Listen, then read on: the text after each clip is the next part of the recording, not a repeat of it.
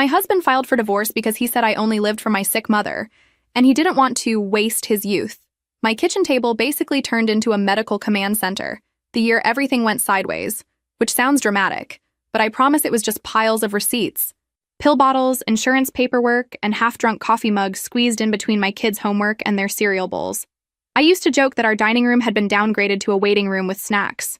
It was easier to joke about it than admit that I was terrified all the time. My name is Renee, by the way, and if we were actually sitting at that table right now, I'd probably be apologizing for the mess while shoving a basket of clean but unfolded laundry out of the way so you could put your elbows down. That is what my life felt like back then. One long apology for a situation I did not create but somehow had to manage. I had been with my husband for around 12 years, married for roughly 10, and we had twins who were 8 and somehow always sticky even right after a bath. Both our families lived in the same general area, all very proud of the fact that nobody had ever moved more than an hour away in 3 generations, which used to feel comforting and later started to feel like a trap. The year everything started, my mother got sick.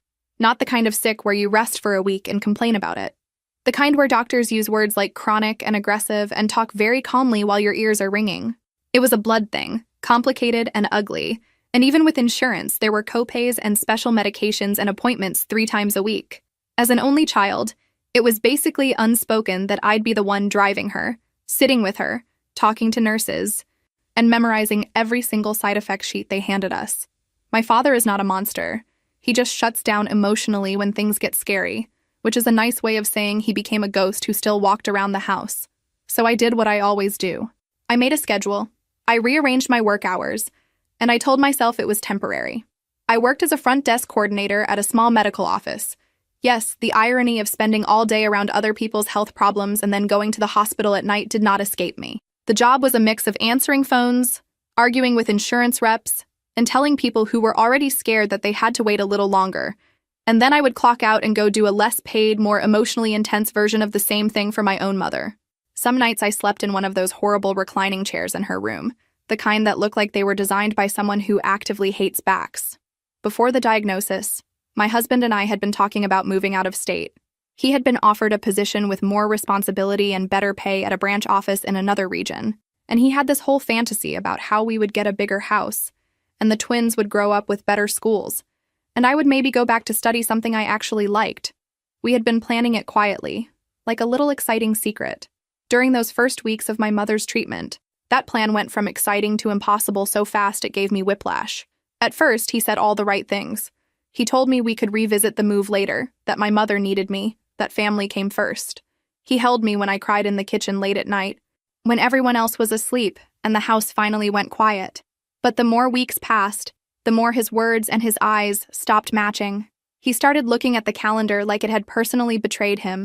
Every time I reminded him about a new test or a last-minute appointment, I could feel this tiny flinch in him, like I had just canceled his birthday. By the time spring rolled around, he was getting snappy about little things that never bothered him before. I would be talking about my mother's latest lab results, and he would interrupt to say that my father needed to start doing more, that it was not normal for us to carry everything. He was not wrong about my father, to be honest, but the timing felt like a knife. I was exhausted and scared, and he was worried about fairness in the chore chart.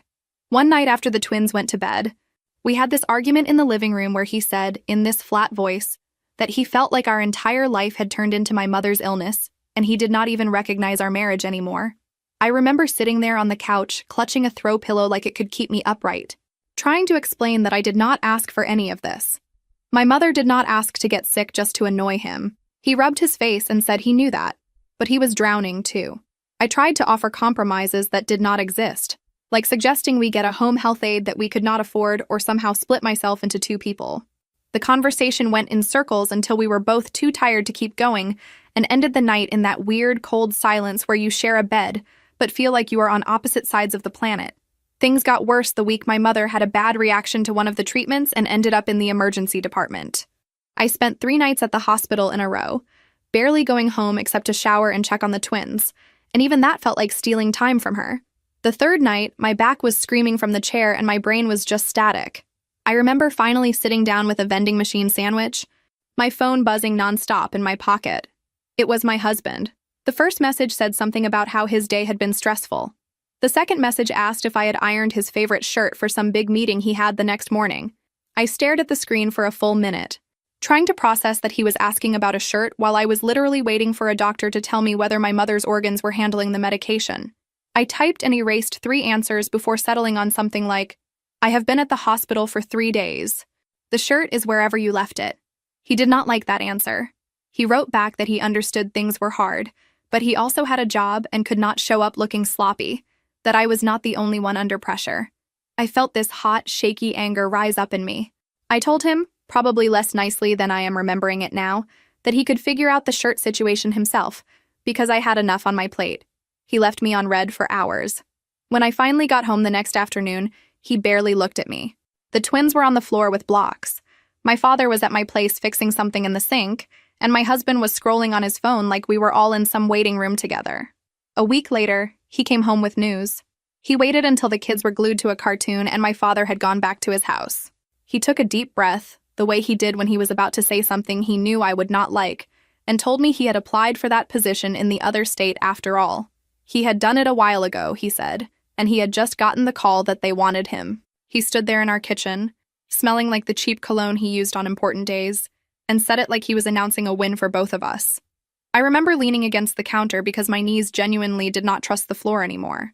My brain went completely blank for a second. When I could speak again, I asked him if this was a joke. He said it was not. The offer was good, the money would be better, and we could really use that. I pointed out that my mother was hooked up to machines across town, and that I could barely cobble together childcare for the twins as it was. He said my father could do more, that there were services, that maybe my mother would adjust to a different schedule. That was our first real explosion. I told him he had gone behind my back during the worst months of my life to chase a job I thought we had agreed to put on hold.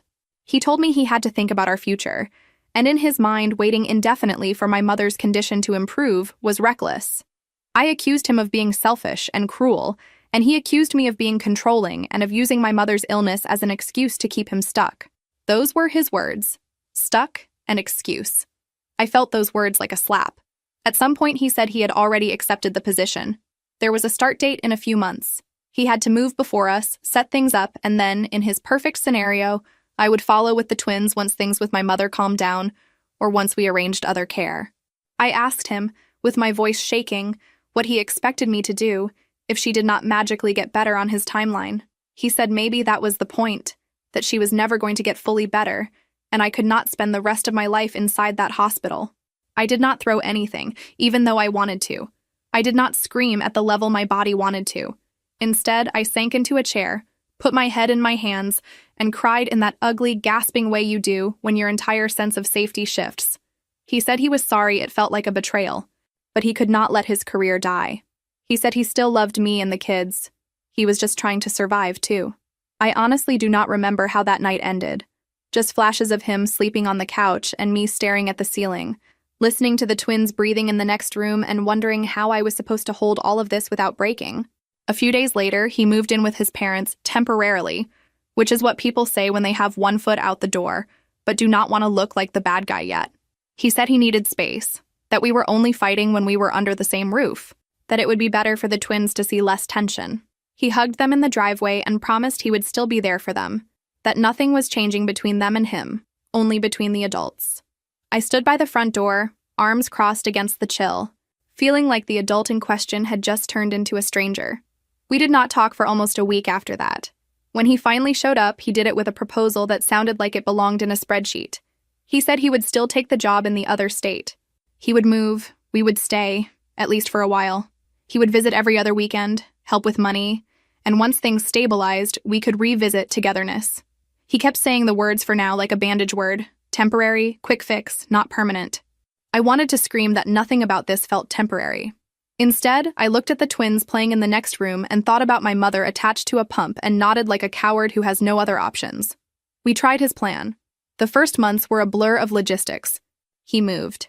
I stayed in our house with the twins, my job, my mother's appointments, and a car that sounded like it was threatening to quit at every red light. At first, he actually did the every other weekend thing. He would show up late on Friday, exhausted from the drive, hug the kids, bring them some small present from whatever gas station he had stopped at, and sleep late on Saturday. Sundays, he would leave around lunchtime so he could get ready for the week. I tried not to resent the fact that he considered sitting in a quiet apartment a form of preparation while I considered 3 hours of uninterrupted sleep a luxury. We would argue in whispers in the bathroom after the twins went to bed. I would tell him I felt abandoned. He would tell me he felt stretched thin. I would tell him my mother was declining. He would tell me his boss was demanding. Every conversation turned into this competition over who was more tired, who was more stressed, who had sacrificed more. We were both losing. It was around the 4th or 5th month that everything took on a different color. I was at home one evening, folding mountains of laundry while the twins built a fort in the living room, when my phone buzzed with a notification from a social media app I did not even use much. A woman from the neighborhood had sent me a message with screenshots attached. Her text said something like, "I was not sure if I should show you this, but I would want to know." I opened the pictures and felt my stomach drop in a way that had nothing to do with low blood sugar. There he was, my husband, in photos taken in some city bar, the kind with dim lights and fake classy glasses, looking 10 years younger and 0% married. In one picture, he was at a table with a group of men and women, smiling in a way I had not seen on his face in months. In another, he had his arm around a woman in a short dress, their heads leaned together like they had shared an inside joke. Underneath, some friend of his had written a caption about him, "Finally living a little." I sat there with a sock in my hand, trying not to throw up. The twins were laughing in the other room, piling cushions, oblivious to the fact that their father was very publicly pretending he was single. I texted him, fingers shaking, asking him what the pictures were about. It took him an hour to answer.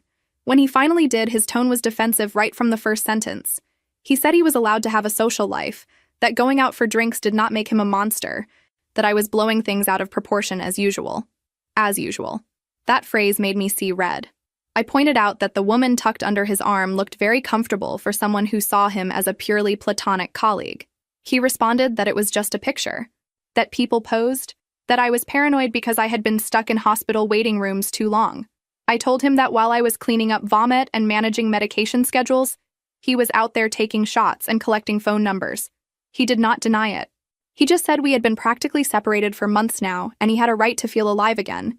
I wish I could say I hung up on him right then and there, but it was just a string of messages, no dramatic click. What actually happened is that I set my phone down on the table very carefully, like it was something that could explode, and went to tuck my kids into bed. Later, when the house was quiet, I went back and reread every word, letting it sink in that my husband had not just physically moved away. He had mentally checked out of our family and apparently started auditioning for his next act.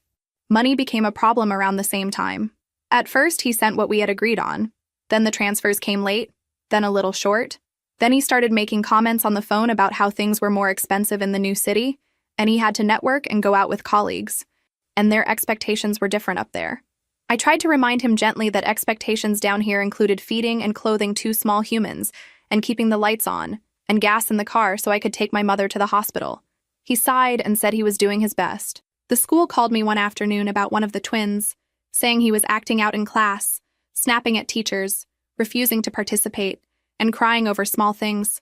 They wanted a meeting. I tried calling my husband so we could talk about it as parents, and his phone went to voicemail 3 times. When he finally called back, hours later, he sounded annoyed that I had called repeatedly. I told him about the meeting, about our child's behavior, about how scared I was that the chaos at home was bleeding into their school life. He said he was in the middle of something at work and could not just drop everything. I asked him very calmly when exactly he planned to be a father instead of a guest star. He told me I was being dramatic. Our next conversation exploded because I pushed too hard on the money issue. I had been checking our shared card statement online. Yes, I know, snooping. But it was literally our shared account that was still tied to household autopay while we sorted out the separation, so technically I had every right to see where the money was going. And I saw charges that made my chest ache.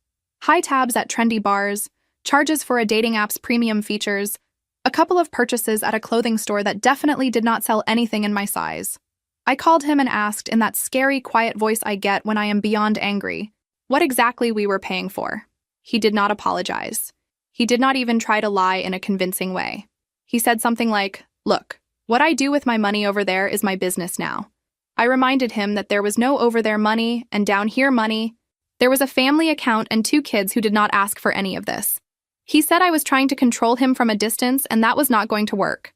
When I mentioned the dating app directly, he laughed in this bitter way and said maybe he deserved to feel wanted by someone who did not spend every conversation talking about her mother's symptoms. That one hurt so much I had to sit down. The breaking point came on a weekend he was supposed to come visit. The twins had been counting down the days. They made a paper chain and ripped off links each morning, getting more excited as the chain shrank. My mother had been having a rough week, but I had arranged for my father and a home nurse to cover most of the weekend so I could actually be present with the kids and their father. I cleaned the house from top to bottom like I was preparing for an inspection. The twins drew pictures for him and put them under his pillow. The night before he was supposed to arrive, he called. His voice was too bright, the way it gets when he is rehearsing a speech. He said something had come up at work, something huge, and he could not make it that weekend. I did not say anything at first, just listened to the silence stretch so he would hear it. He rushed to add that he would make it up to them, that he would send them something, that they would understand. The twins did not understand. They cried themselves to sleep, and I lay in the dark, listening to their sniffles and wanting to throw my phone through the window. The next day, while I was at the hospital again because my mother had spiked a fever, I texted him about her situation, the labs, the fear that we were losing ground. I told him I could not do this alone, that I needed him to at least be emotionally present. He wrote back a single sentence. I can't do this right now. No explanation, no follow-up, just that. Something in me snapped. It was not a dramatic moment with me screaming in the hospital corridor. It was quieter than that. It was like a part of me simply stopped expecting anything from him. I still had responsibilities and appointments and kids and laundry, but the part of me that kept hoping he would show up and act like a partner just shut down. The next time he called, I kept the conversation strictly about the kids and the bills. Anything else, any attempt at talking about us, I redirected or ignored. He must have felt it, but at that point, I did not have enough energy left to manage his feelings. 2 weeks later, he showed up at the house with a folder in his hand and that same too bright voice. The twins ran to him, clinging to his legs, and he hugged them with one arm while clutching the folder like a weapon. Once they were busy in their room, he asked if we could talk. My stomach already knew what was coming. He laid the papers on the kitchen table like an offering and told me he did not think we could keep going like this.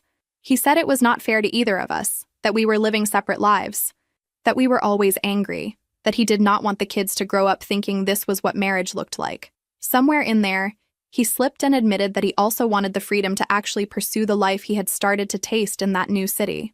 He said things like, I am wasting my best years, and we got married so young, and I never had a chance to see what else was out there. I asked him very calmly if there was someone specific already out there. He looked away and did not answer, which was answer enough. I wish I could tell you I threw the papers in his face. What actually happened is that my whole body went numb. I thought about my mother's fragile veins, the twins' nightmares, the unpaid balance on our utility bill, and realized that I did not have the reserves for a legal war. The papers were no contest. Basic custody arrangements, child support numbers that were not generous, but would keep us from sinking completely. I knew I could fight for more, but the idea of spending months in courtrooms and offices while my mother's time was literally ticking away felt like choosing the wrong battle. So I signed. I signed even though my hand shook and the ink smudged. He watched me, looking strangely relieved and vaguely guilty, like someone who had finally ripped off a bandage and was trying not to stare at the wound underneath. The divorce process itself moved fast. Faster than I expected. From the day he brought the folder to the day the judge signed off was about 3 months. Not the year-long battles you hear about. But every one of those weeks felt like it lasted forever. We did mediation, a couple of boring meetings where a neutral person wrote things down while we pretended to be calm adults. There was one short court hearing where a judge asked if we both understood what we were agreeing to, and I said yes, even though the only thing I understood was that everything I had counted on had turned into paperwork.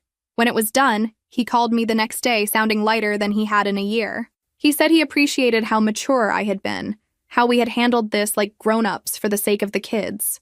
I remember looking at the phone like it had insulted me. By that point, my mother had started staying with me most weeks between treatments. It was easier to manage her medications and keep an eye on her symptoms. And honestly, my father still shut down when things got scary, so our house had become the default care center. My kitchen table stayed covered in pill organizers and appointment cards, but at least I could monitor her without driving across town 3 times a day.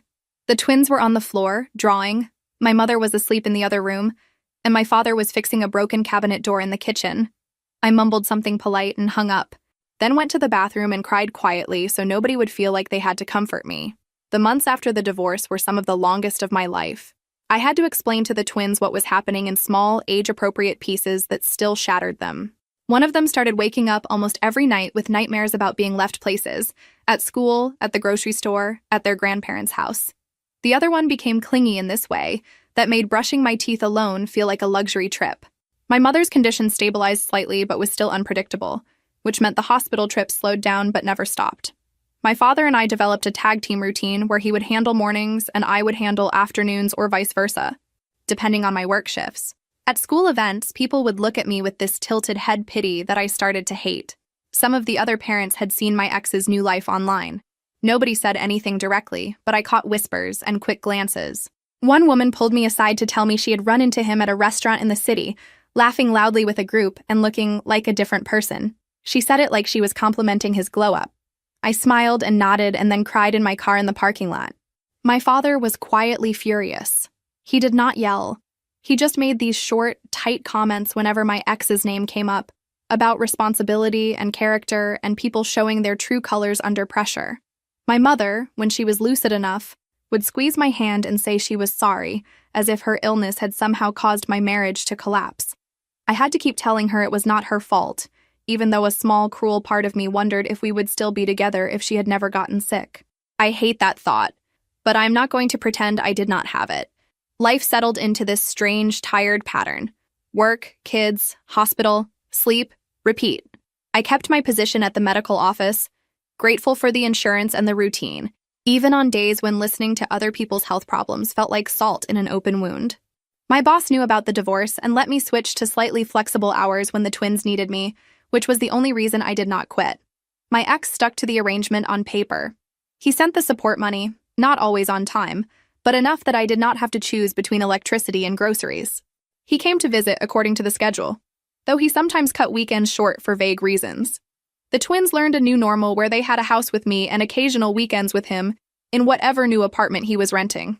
They stopped asking when we were all going to live together again, which hurt and also helped, if that makes sense. About a month after the divorce was officially finalized, he called me late one night. I almost did not answer. I was in bed, half asleep, with one twin sprawled across my feet and my phone buzzing on the nightstand. When I saw his name, my first instinct was to let it go to voicemail and deal with whatever it was in the morning. For some reason, maybe curiosity, maybe stupidity, I picked up. His voice sounded different, smaller somehow. He asked if I had a minute and then talked without waiting for my answer. He told me he had messed everything up, that he knew it now in a way he had not been willing to see before. He said that all the nights out, all the freedom, all the app dates and loud bars had started to feel pointless, like watching a show on mute. He said he would leave a place and feel emptier than when he walked in.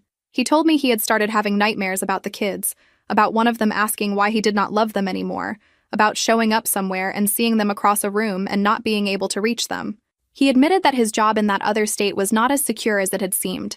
There had been pay cuts, restructuring, talk of downsizing. The glamorous life he had imagined was actually a rented apartment with thin walls and a sink full of dishes, and no one inside it who knew him beyond surface level. Then he said the thing I had been half expecting and half dreading. He wanted to try again. He said he realized family was what really mattered, that he had lost sight of that he had been selfish and scared. He asked if I would consider getting back together. Maybe start by going to counseling, see if we could rebuild something for ourselves and the twins. While he talked, my chest got tight, not in a sentimental way, but in that how dare you way. I listened. I did not interrupt. I let him unload his guilt and fear and sudden clarity. When he finally stopped, there was a long silence. I could hear him breathing on the other end, waiting. Then I told him no. I did not say it dramatically. I just said it once, firmly. No. He started to argue, to plead, to list all the reasons we should at least try. He said we had history, that the kids needed a whole family, that he was willing to make sacrifices now. I reminded him, in detail, of the sacrifices I had made when my mother was sick, and he chose a promotion, a bar stool, and a stranger's attention over sitting next to me in the waiting room. I reminded him I had signed papers I did not want to sign, so I would not waste what might be my mother's last months in court. I told him about that message. I can't do this right now, and how it had sat in my stomach like a stone ever since. I told him that while I did not wish him misery for the rest of his life, I also did not owe him a soft landing from the consequences of his own choices. He cried. I do not say that with any satisfaction. It was awful to hear. He said he still loved me. I told him that whatever he called love had hurt me, and the twins more than any stranger could have. At one point, I said something I had never said out loud before. I told him that if he kept pushing for reconciliation, I would have to reconsider custody and ask a court to look at his instability. I did not say it while yelling. I said it in that quiet voice you use when you have finally decided where your line in the sand is. He begged me not to do that, not to take the kids away from him. I answered that I was not taking anyone anywhere. He had walked away on his own, and I had simply stopped holding the door open. After we hung up, his parents sent me a string of messages over the next few days, saying things like, "He is really not well," and "Can you find it in your heart?" and "The kids need both parents together." One message flat out said I was being cruel. I stared at those words and thought about every time I had carried their grandchildren alone, every juice box I had paid for with change from my coffee jar because the child support was late, every hour in that hospital chair with my mother. If cruelty meant not letting him waltz back in when he felt lonely, then I could live with being called cruel. The next time he came to pick up the kids for his weekend, he looked different. I mean physically different. Thinner. Dark circles under his eyes. Hair a little messy in a way that did not look intentional. He asked if we could talk for a minute without the kids. I hesitated, then agreed, because avoiding him forever was not realistic. And honestly, I was curious about what version of him was going to show up this time. We stood in the driveway while the twins buckled themselves into his car. He apologized again, but this time it sounded less like a performance and more like a confession. He admitted that his earlier "I want us back" speech had been partly about guilt and partly about panic over his own life falling apart. He said he had started therapy, that the counselor had pointed out how he always tried to jump straight from realizing he had hurt someone to demanding forgiveness, so he would not have to sit in the discomfort. He tried to say that we had both changed, that stress had turned us into people we did not recognize. I stopped him there. I told him I was done sharing the blame for decisions I had never had the luxury to make. He nodded, eyes wet, and for once he did not argue that. He said he wanted to move back to our area, even if it meant a smaller paycheck and a less shiny job. He wanted to be around for the twins' lives in a real way, not just as some weekend visitor. He was not asking for our marriage back anymore, he said. Just a chance to be a better father. I did not answer immediately. I told him I would think about it, not because I had any say over where he chose to live, but because I needed to decide how much access to my day-to-day life I was willing to give him again. I spent a week simmering on it. I talked to my father, who said that whatever happened between us as a couple, the twins deserved a father who showed up. I talked to my mother, who held my hand and said that she believed people could change if they wanted it badly enough. But that did not mean I was obligated to put my heart back on the table just to see if he would respect it this time. Eventually, I met him at a coffee shop near the hospital, neutral ground. I told him he could move back if he wanted, and that I would not stand in the way of him being more present with the kids. I also told him very clearly that whatever home he rented would not be my home, that we were done in that way. Our relationship going forward would be about co-parenting only. I used that exact phrase. I told him that if he tried to pull me back into emotional drama, love confessions, jealousy, or manipulation, I would tighten legal boundaries in a heartbeat. He looked hurt, but he also looked like he expected it. He said he understood. He said he did not have the right to ask for more. He promised to be consistent for the kids. I told him I would hold him to that. Over the next couple of months, he actually did it.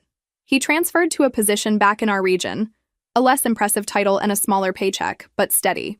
He found a modest apartment not far from our house, a place with old carpet and weird cupboards, but one the twins quickly claimed as their second home.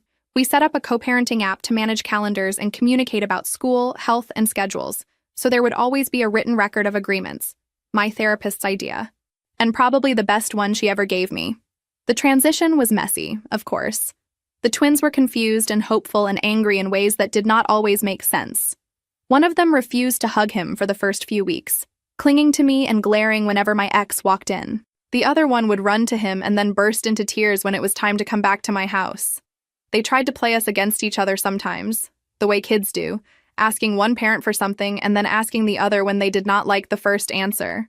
We made mistakes in how we handled it, because there is no manual for this. But slowly, they adjusted. His parents changed their tune too. They invited me and the twins over for dinner one Sunday, the first time since the divorce. I almost said no, but the kids wanted to go, and my father encouraged me to accept for their sake. Sitting at that familiar table where we had celebrated birthdays and holidays felt surreal. His mother actually apologized to me. Not in some grand speech, but in quiet words while we were clearing plates. She said she was sorry for how they had pushed me, for how they had refused to see how much I was carrying. She admitted they had been more worried about their son's feelings than about the reality of what he had done. I did not give her some magnanimous forgiveness. I just nodded and said thank you, because at that point, acknowledgement felt like enough. He tried a couple of times to slip in comments about our old memories, like, "Remember when we used to bring the twins here as babies?" Or, "Sometimes I think about those early years." I shut those moments down gently but firmly. I would change the subject or remind him that nostalgia did not change facts. After a while, he stopped trying. I wish I could say that once I understood that, life suddenly started behaving itself, but you know that is not how anything works. Drawing a line with him and deciding I was never going back to that version of us did not magically make co-parenting clean or simple. It just meant that every new mess had to be handled without falling for the old patterns. We had our first big post-divorce holiday fight over a winter break. The agreement on paper was pretty clear, but he decided that since he was back in town and trying so hard, he should get extra time with the twins. His words, not mine. He wanted them for an entire week straight so he could take them on some improvised local adventure. I reminded him that we had agreed to split the break, that my mother would be devastated not to see them, that the kids needed stability more than they needed his grand gestures. He accused me, again, of punishing him by limiting access. I pointed out, in the co-parenting app where everything is charmingly documented, that I was following the exact schedule we had both signed in front of a mediator. It was the first time I used screenshots as a boundary, instead of just a way to torture myself. The twins started seeing a child therapist around that time, too. It was actually the school counselor who suggested it, after one of my kids burst into tears during a class project about my family. The therapist's office had soft chairs and a sand tray and shelves of little toys, and my kids treated it like some strange mix between a playdate and a test. The therapist told me privately that what they needed most was honesty and consistency. No big fake smiles, no pretending things never happened, just clear explanations and predictable routines. My ex bristled at first when he heard about it. He took it as a silent accusation that he had damaged them. I mean, yes, he had, but I reminded him that refusing help out of guilt would only hurt them more. Eventually, he showed up for a couple of sessions, sat in a small chair that was not made for his ego, and listened to his children tell him they were scared he would leave again. There were still moments when I almost slipped, like the night he was over 30 minutes late for a pickup and did not answer his phone. The twins were dressed with their small duffel bags by the door, checking the window every few minutes, asking if maybe he had forgotten. I told them adults sometimes get stuck in traffic, even though our town barely has enough cars to qualify as traffic. When he finally pulled up, he came rushing to the door with this breathless apology, something about a last-minute work thing and a call that ran long. Old me would have flooded him with my anger right there, listing every way his lateness had hurt the kids and me. New me sent the twins to the car and stepped outside. I told him he could not treat their time together like an optional meeting. I told him that if he was going to be late, he needed to say it before the pickup time, not after. He apologized again and tried to reach for me, not physically, but with that familiar tone, the one that used to pull me into arguments and emotional marathons. I did not engage. I stood on my own porch, arms crossed, and said, "This is about them. If you cannot respect their time, a judge can help you figure out your priorities." It was not a threat I wanted to act on, but I needed him to know that I was not bluffing anymore. He nodded, swallowed whatever speech he had loaded, and left. Around half a year after the divorce, I met someone. I was not looking. Honestly, the idea of dating made me tired.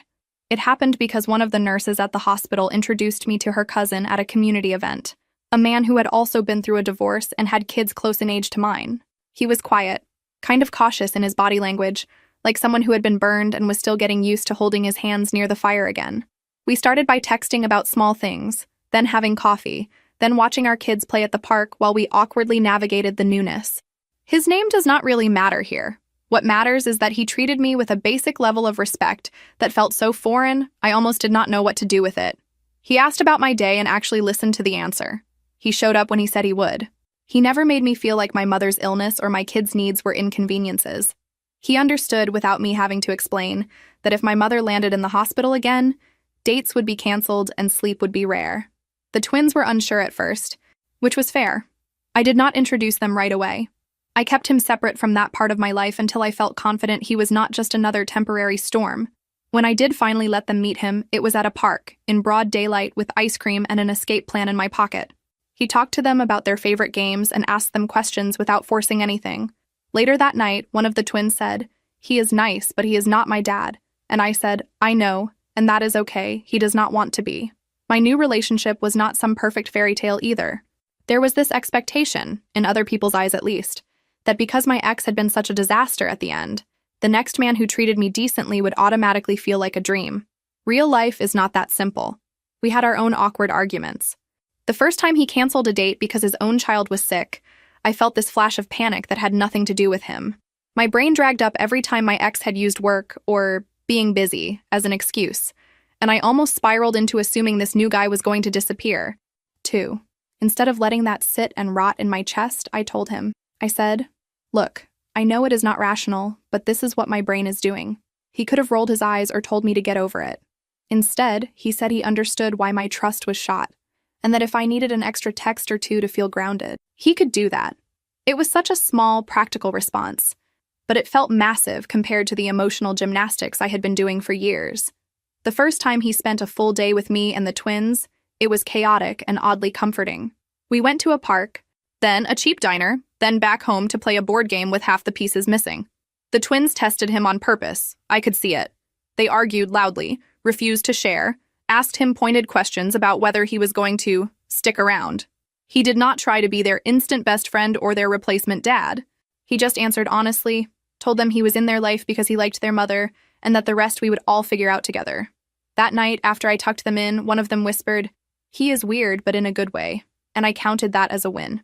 When my ex found out I was seeing someone, he took it about as well as you would expect. He asked to talk one evening when he came to pick up the twins. We did not do the driveway talk this time. We ended up standing just inside the school entrance instead, under a wall of kids' paintings and crooked construction paper stars, which somehow made the whole thing feel even more surreal. He said he had heard from his mother that I was dating. I said yes, I was.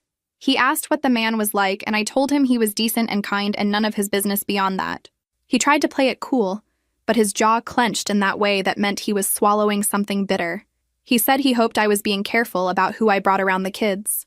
I said I was, and then I reminded him, without raising my voice, that I had taken care to protect the kids while he had been busy discovering nightlife in another city. He looked away and nodded. He said he was in therapy and trying to work through his jealousy and his tendency to make everything about him. I told him I was glad for him and that my personal life was still not his story to manage. The first time my new partner and my ex ended up in the same space was at a school event. Some kind of open house with kids' artwork taped to walls and tables full of cookies. My father came, my mother was having a better week and managed an hour in a wheelchair, my ex showed up, and my boyfriend came with his own kids. It was a circus. For about half an hour, I felt like a character in a show I had not agreed to star in. People looked, people whispered. You could feel the curiosity in the air. My ex walked over, greeted my father stiffly, nodded at my mother with this awkward combination of guilt and affection, and then asked to be introduced. The two men shook hands. It was not friendly, but it was not hostile either. Just two grown adults acknowledging that they both cared about the same children. I stood there, watching them, feeling strangely calm. It hit me that I did not have to choose between my kids' stability and my own happiness anymore. I had made choices, drawn lines, and somehow we had all survived it. Life kept moving forward in its messy way. There was another hospital scare with my mother the following year. I remember sitting in that same ugly recliner, the beeping machines, the smell of disinfectant, the déjà vu punching me in the chest. The difference this time was that when I texted my ex about it, his answer was not, "I can't do this right now."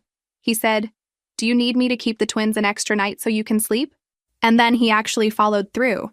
He brought them to see my mother when she was stable enough for short visits, stood awkwardly at the foot of the bed, and talked to her about mundane things like the twins' science projects. My mother's health is still a question mark. Some days are good, some are not. I still have a little pharmacy on my kitchen table, just more organized now. The twins still ask hard questions and sometimes cry for reasons they cannot name. My ex is not a villain in their eyes, just a flawed person who hurt us but is trying to do better now. I do not romanticize that. I do not erase what happened. I also do not spend my energy wishing he were suffering somewhere.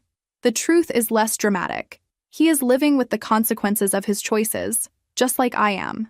People sometimes tell me I am strong, which makes me want to laugh and also cry. I did not feel strong when I signed those papers, or when I slept in that chair at the hospital, or when I watched my kids wave goodbye from his car window. I felt cornered and exhausted and very small, but I kept going.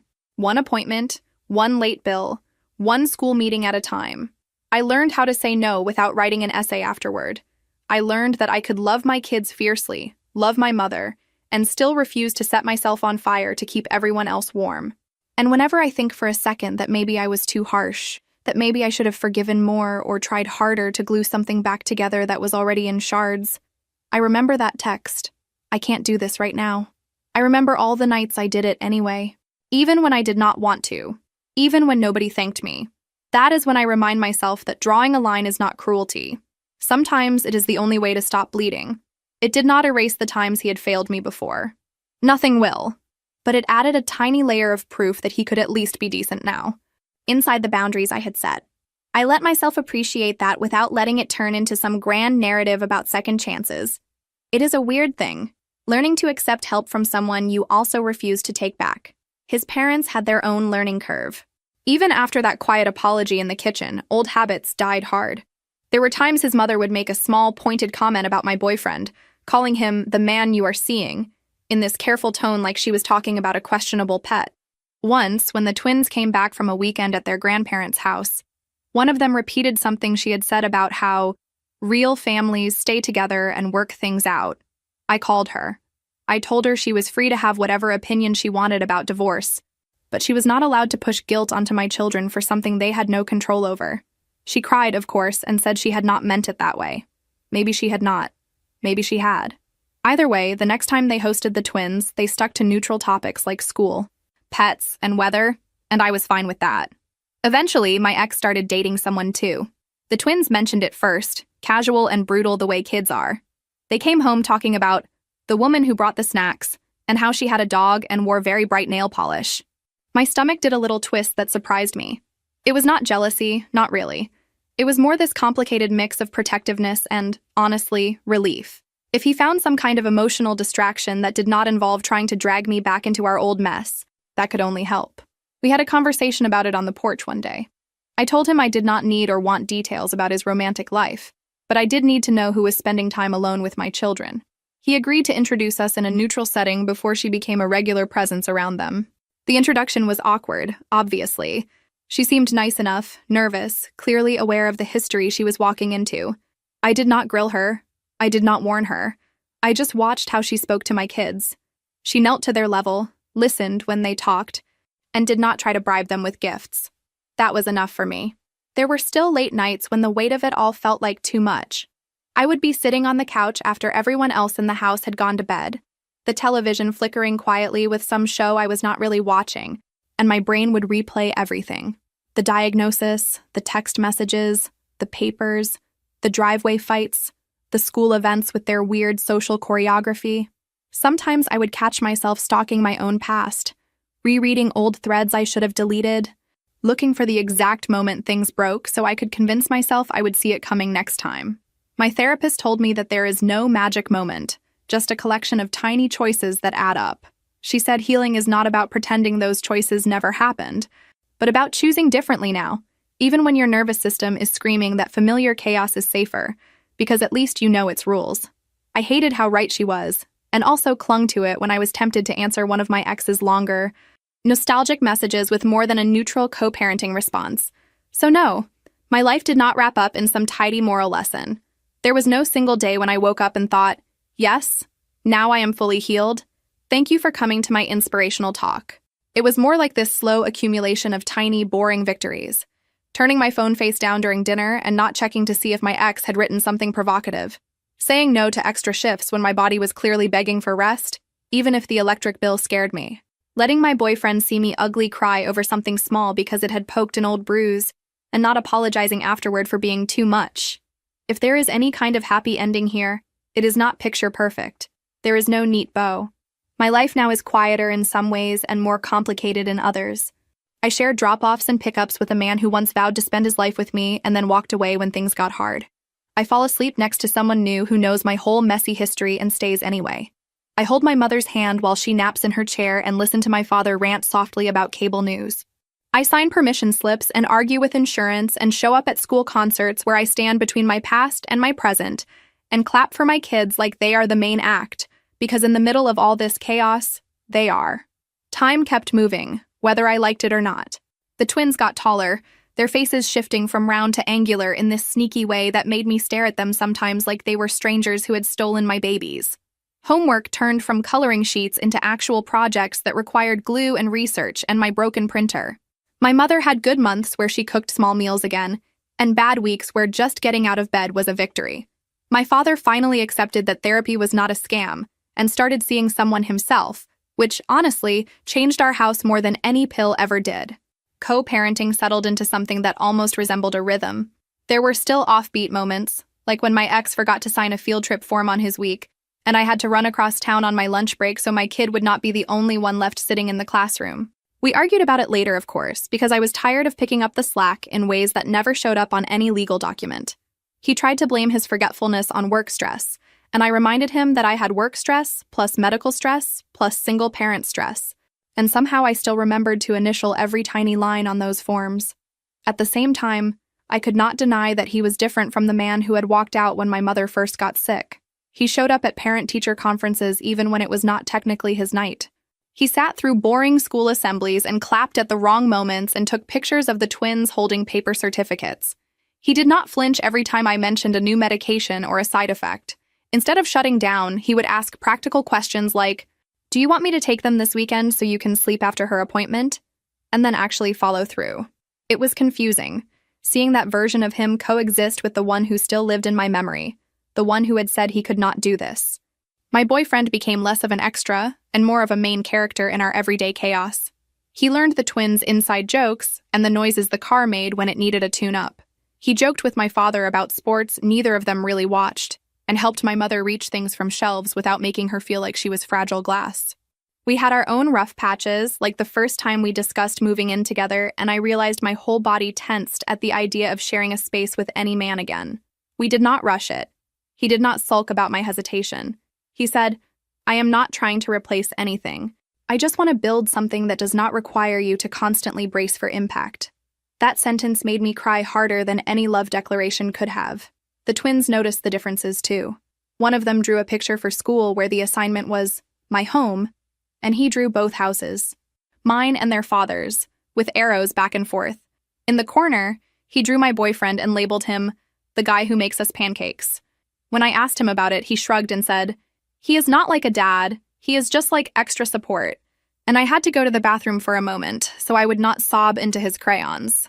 There were still triggers that caught me off guard. A random scene on a show where a wife gets blindsided by a move, a casual comment from someone about sacrificing for family, a hospital hallway that smelled exactly like the one from the night my husband told me about his job offer. Some days I handled it by taking a deep breath and letting it pass.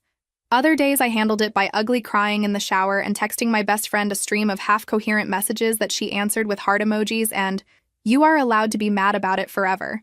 You know, I used to think that healing meant I would stop being angry one day, that I would wake up and feel nothing when I thought about the worst moments. Now I think healing looks more like having room for other things alongside the anger. I can be furious at who my ex was back then, and also honestly grateful that he eventually stepped up for the kids. I can feel sad about the life I thought we were building together and also be genuinely happy when my twins come home excited about something they did with him, or with my boyfriend, or with my parents. It does not have to be one or the other all the time. So when I tell this story, sitting at my messy kitchen table or on my worn-down couch, I am not trying to ask anyone to pick sides. I am not here to nominate myself for sainthood, or him for villain of the year. I am just trying to lay it out the way it happened. The parts where I stayed too long, and the parts where I finally left. The pieces where I tried to hold everything together, and the pieces where I let some things fall so others would not. Because if there is anything I learned from watching my mother fight for every single day, it is that you do not get extra time just because you are polite about your own suffering. I am still that woman who kept going when someone told her they could not, but I am also someone new now. Someone who understands that loyalty without boundaries is just self-destruction with a nice outfit on. Someone who can sit across from her ex at a school event, pass him a program, and talk about their kids without secretly hoping his life has fallen apart. Someone who can hold her partner's hand in a grocery store aisle while her child throws a tantrum over cereal and laugh instead of worrying about whether she is being judged as a failure. I do not have some inspirational conclusion to give you. There is no neat sentence that wraps this all up with a lesson you can embroider on a pillow. All I have is this. I survived the version of my life where everything revolved around someone else's comfort. And now I am in a messier, freer version where my comfort actually counts too. The bills still come, the hospital still calls, the kids still fight over who got the bigger slice of cake. My ex still makes choices I do not always agree with. My boyfriend and I still argue about stupid chores. My parents still drive me a little crazy. But when I look around, even on the bad days, it feels like my life, not just something that is happening to me while I am busy keeping everyone else upright. And that, for me, is more than enough.